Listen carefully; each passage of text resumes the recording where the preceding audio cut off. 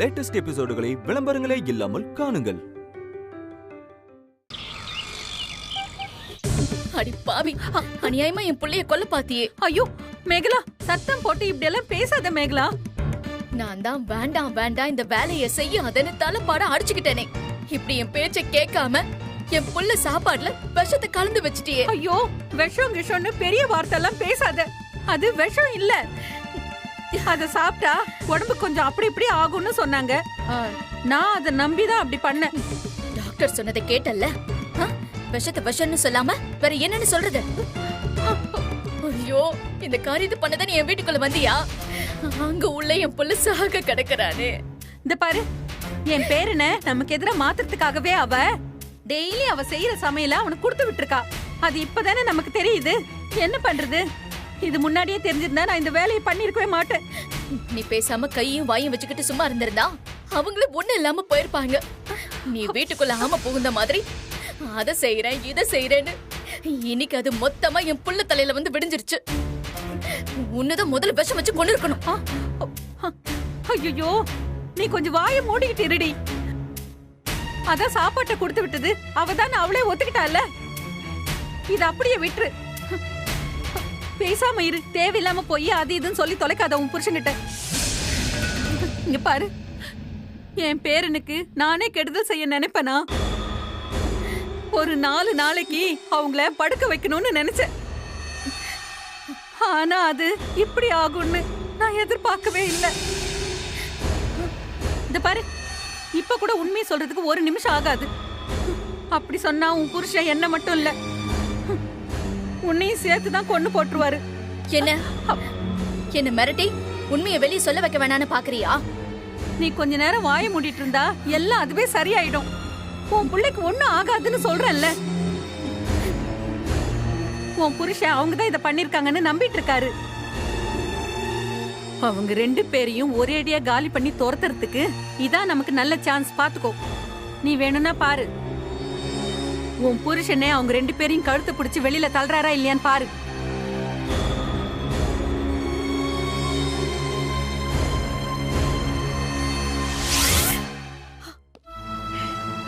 Doctor, என் பேரனுக்கு என்னாச்சு doctor? உங்ககிட்ட கொஞ்சம் பேசணும். என் ரூமுக்கு வாங்க. வாசிதா,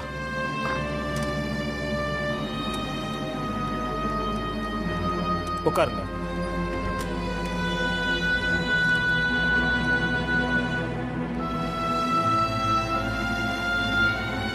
சொல்லுங்க டாக்டர்.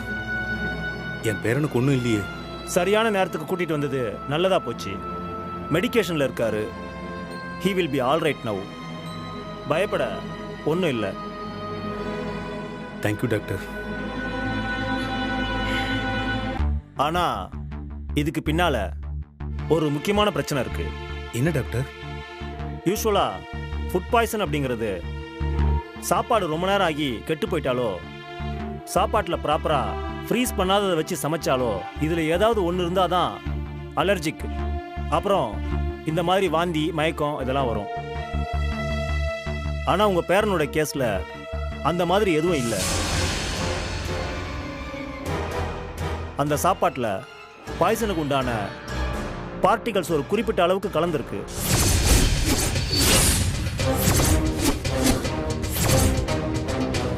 டாக்டர், என்ன டாக்டர் சொல்றீங்க? விஷம் கலந்துருக்கா? அது எக்ஸாக்டா என்னன்னு தெரிஞ்சுக்க அதோட சாம்பிளை லேபுக்கு அனுப்பியிருக்கோம். டாக்டர், இப்போ என்ன சொல்ல வரீங்க டாக்டர்?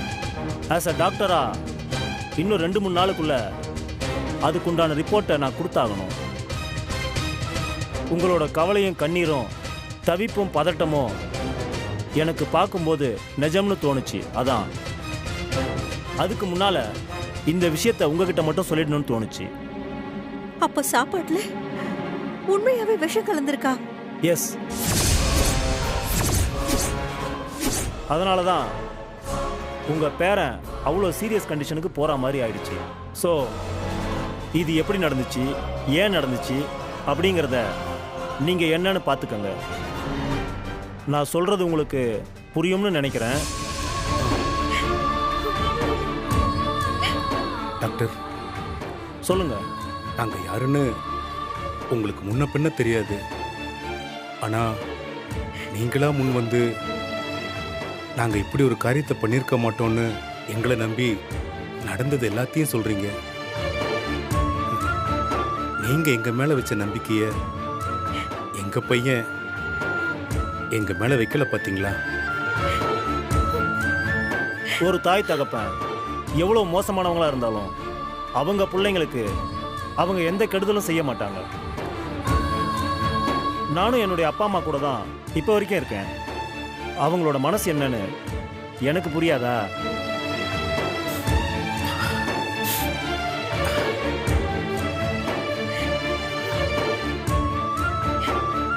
ரொம்ப நன்றி டாக்டர். நன்றி. ஆ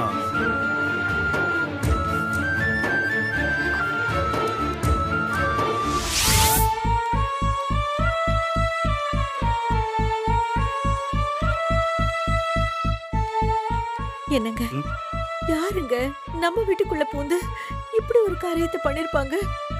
வாசிதா, நம்ம உடனே வீட்டுக்கு போவோம். குழந்தைய விட்டுட்டு எப்படிங்க? அதான் டாக்டர் இனி பயப்பட ஒன்றும் இல்லைன்னு சொல்லிட்டார்ல. நாம இங்க இருக்கிறத விட வீட்டில் ஒரு முக்கியமான வேலை இருக்கு. வா வா.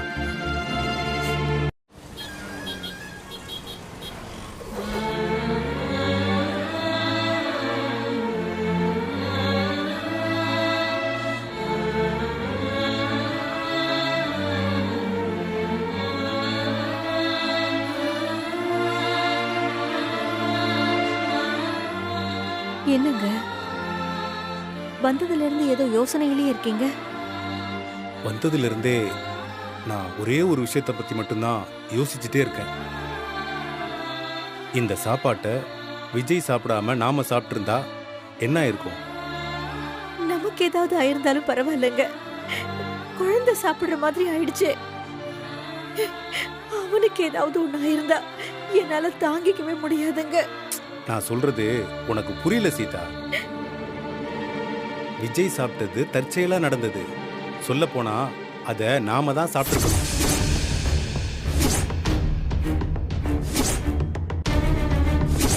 அதுல மருந்த கலந்தவங்க விஜய் சாப்பிடுறதுக்காக கலக்கல, நாம சாப்பிடுறதுக்காக கலந்திருக்காங்க. என்னங்க சொல்றீங்க? இந்த விஷயத்துல பயப்பட வேண்டியது நாம கிடையாது. அந்த மருந்தை யார் கலந்தாங்களோ அவங்க தான். என்னங்க எனக்கு புரியலங்க. நமக்கு ஏதாவது ஆகணும்னு நம்ம சாப்பாட்டுல யாரோ இதை கலந்து வச்சிருக்காங்க.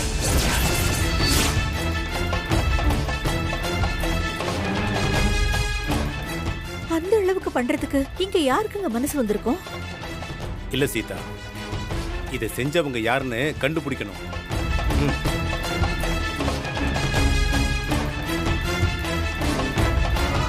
வேண்டாங்க.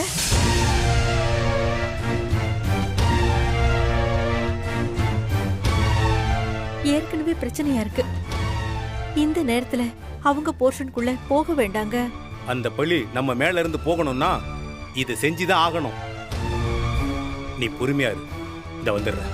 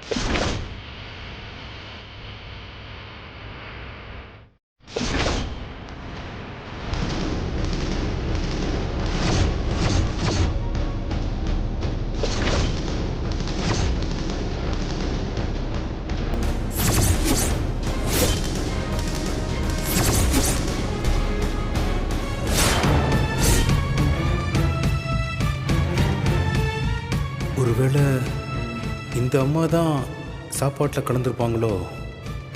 எதுக்கும் கடைக்கு கொண்டு போய் செக் பண்ணி பார்த்துடலாம்.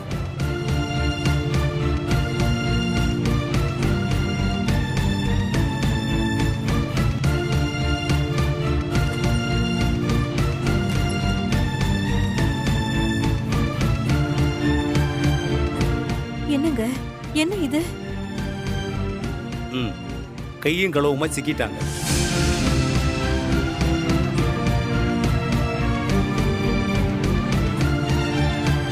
நம்ம சாப்பாட்டுல இந்த மருந்தை தான் கலந்துருக்காங்க.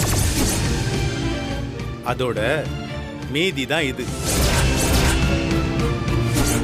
நம்ம சாப்பிடாம அத விஜய் சாப்பிடுற மாதிரி ஆயிடுச்சு.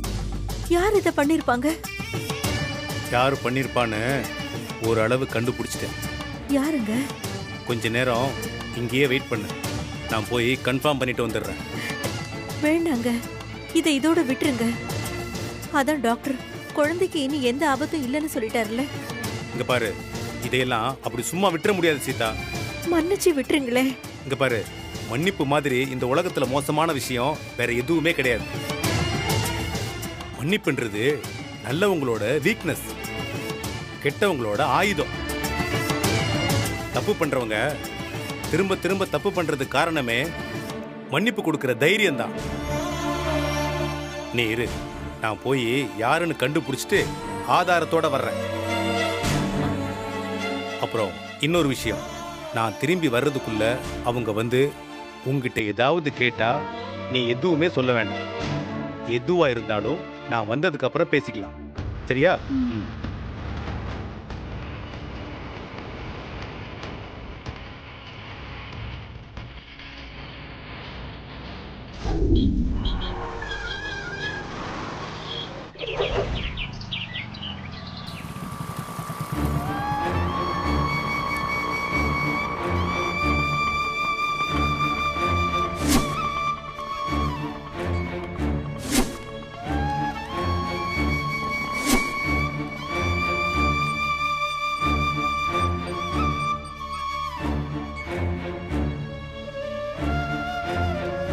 அண்ணே அண்ணே, என்னாச்சுண்ணே உனக்கு?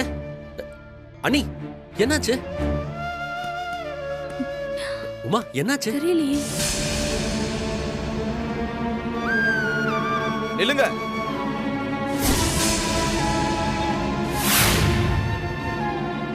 என்னமா பாக்குறீங்க? பையன் உசுரோட இருக்கானா இல்லையான்னு பாக்குறீங்களா? எங்க அந்த ஆளை காணோம்? பயந்து எங்கேயா ஓடி போயிட்டாரா?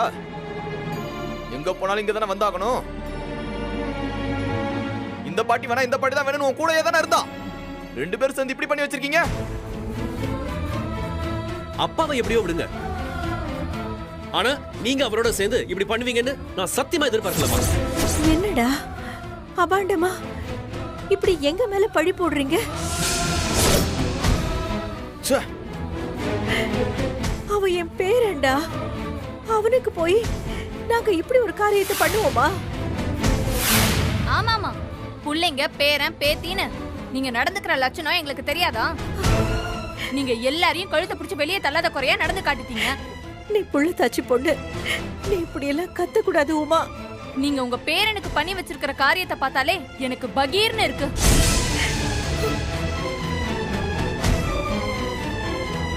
எங்க என்னால இதுக்கு மேல இந்த வீட்டுல சாப்பிடவே முடியாது. பச்சை தண்ணி குடிக்கவே எனக்கு பயமா இருக்குங்க. நம்ம மேல இருக்கிற கோபத்தை இவங்க ரெண்டு பேருமே நம்ம புள்ள மேல காட்ட ஆரம்பிச்சிருவாங்க. இனிமே எதுவா இருந்தாலும் வெளியவே சாப்பிட்டு வரதுதான் நமக்கு நல்லது, நம்ம குழந்தைக்கும் நல்லது. சும்மா ஆனா உனா இந்த நீலி கண்ணீர் வடிக்கிறது உங்க நாடகம்லாம் இங்க வேண்டாம். நீங்க யாரு, எப்பேற்பட்ட ஆளு, எந்த நேரத்துல என்னெல்லாம் பண்ணுவீங்கன்னு எங்களுக்கு நல்லாவே தெரியும். இந்த டிராமா எல்லாம் பண்ணது போதும். எங்க போனார் இவரு? எனக்கு உங்களோட எந்த பேச்சுமே கிடையாது. இந்த வேலையெல்லாம் பிளான் பண்ணி பண்ணதா அந்த ஆளு தான். அந்த ஆளுக்கு இன்னைக்கு இருக்கு. அந்த ஆளோட கிரிமினல் புத்தி தான் இப்படி பண்ணிருக்கோம். வரட்டும் இன்னைக்கு.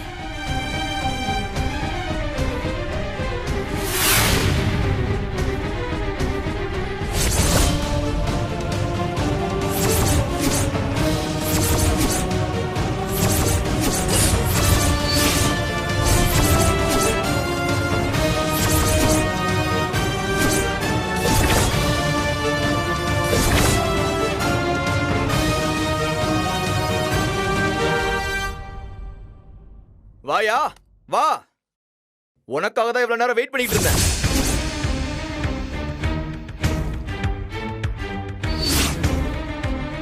ஹாஸ்பிடல்ல டாக்டர் உண்மையை சொன்னதும் அப்படியே அங்க இருந்து எஸ்கேப் ஆயிட்ட போல.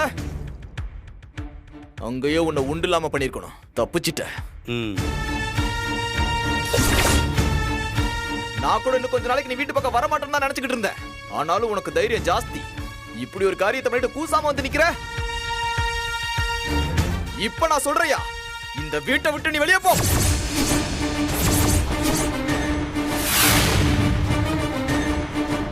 என் புள்ளைய கொல்ல பார்த்த உன்னை இனி நான் சும்மா விட மாட்டேன்.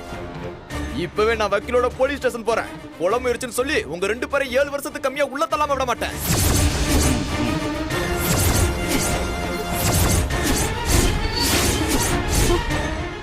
ஆமா ஆமா, என்ன வேணாலும் பண்ணக்கூடிய ஆள் தான் இவரு. ஜெயில இருந்தாதான் புத்தி வரும்.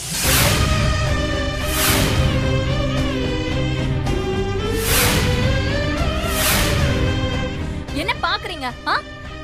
நான் உண்டா இருக்கேன்னு தெரிஞ்சதும் வீட்ல இருக்கிற அத்தனை பேரும் சந்தோஷப்பட்டாங்க. ஏன் மலர் கூட அவளா வந்து வாழ்த்தி ஸ்வீட் வாங்கிட்டு போனா. ஆனா நீங்க ஒருத்தர் மட்டும்தான் ஒரு வார்த்தை கூட பேசல. யாரு? நானாமா? ஆமா, பின்ன வேற யாரு?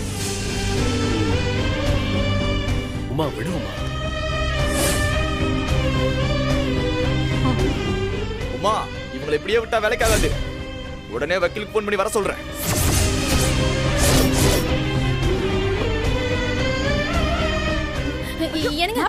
விடுங்க மாப்ள. அதான் புள்ள நல்லபடியா வந்துட்டான்ல. எதுக்கு போலீஸ் வக்கீல் அது இதுன்னு? எல்லாரும் ஒரே வீட்ல தானே இருக்கோம். அத்தை என்னதான் பேசுறீங்க?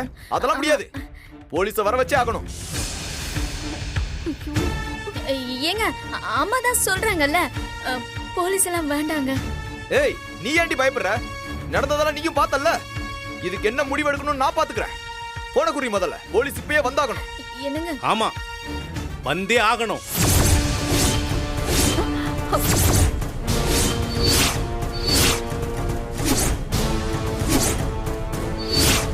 ஆனா போலீஸ் இல்ல. என்ன உண்மை வெளியே வந்துடும் பயந்துட்டியா? பயமா? எனக்கா? டேய், போலீஸுக்கு பதிலா இன்னொருத்தரை வர சொல்லியிருக்கேன். யாரு? மிலிட்டரி ஆளா? இல்ல, நாட்டு மருந்து கடைக்காரர்.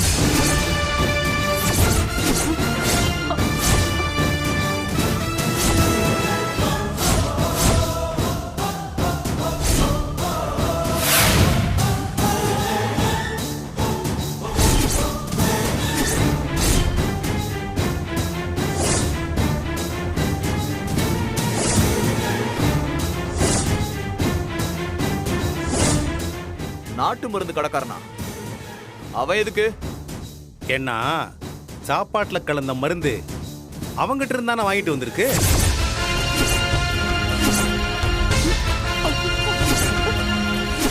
அந்த மருந்தை சாப்பிட்டாதான் இது போல வாந்தி, பேதி, மயக்கம் எல்லாமே வரும். அதை வித்த கடைக்காரனை தான் இப்ப வர சொல்லியிருக்கேன். ஓ, இப்ப கதை அப்படி போதோ? வரட்டும் வரட்டும், 2 பேரையும் சேர்த்து வச்சு வெளுக்கிறேன்.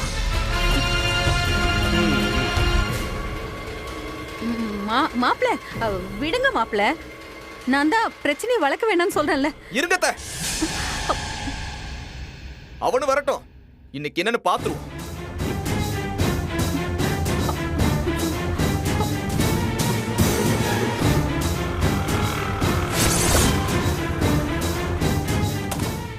இதோ சாட்சி வந்தாச்சு.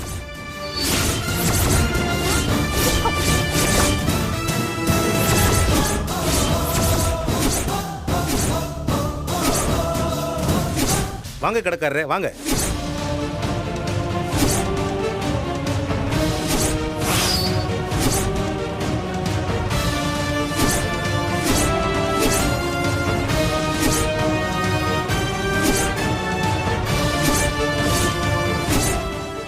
கடைக்காரரே, நீங்க ஒண்ணு பேச வேணாம், நானே பேசிக்கிறேன். யோ, நீதான் அந்த மருந்து வித்தியா? ஆமாங்க. என்ன மருந்து அது? அது இந்த பாம்பு தேடெல்லாம் கடிச்சா விஷமுறிவுக்கு கொடுக்குற மருந்து. அதை சாப்பிட்டா என்ன ஆகும்? உடம்புல விஷம் ஏறினவங்க சாப்பிட்டா அவங்க உடம்புல இருக்கிற விஷத்தை முறிச்சு விட்டுரும். சரி. ஆனால் சும்மா சாப்பிட்டா சும்மா சாப்பிட்டா என்ன ஆகும் மேல சொல்லியா? சும்மா வெறுமனே சாப்பிட்டா வாந்தி பேதி அப்புறம் மயக்கமெல்லாம் வரும். ஆள் கொஞ்சம் வீக்காக இருந்தா உயிருக்கே கூட ஆபத்து வருங்க.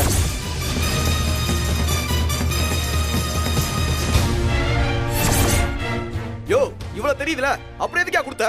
எவ்வளவோ சொன்னாங்க வேணாம் வேணான்னுட்டு, தரமாட்டேன்னு பிடிவாதமாகவும் சொல்லிட்டேன். ஆனா கேட்க மாட்டேங்கிறாங்களே. 100 ரூபா மருந்துக்கு 500 ரூபா கொடுத்தாங்க, அதான் கொடுத்துட்டேன்.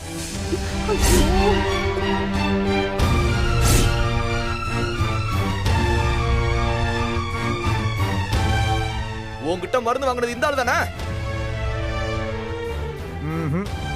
சொல்லியா? இல்ல அந்த அம்மா வந்து வாங்குச்சா? யோ நீ ஒண்ணும் பயப்பட வேணாம். மருந்து வாங்கினது இந்த ஆளா இல்ல இந்த அம்மாவா?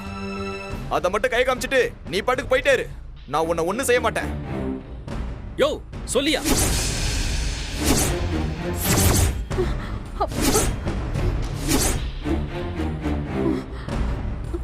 அந்த அம்மா தாங்க.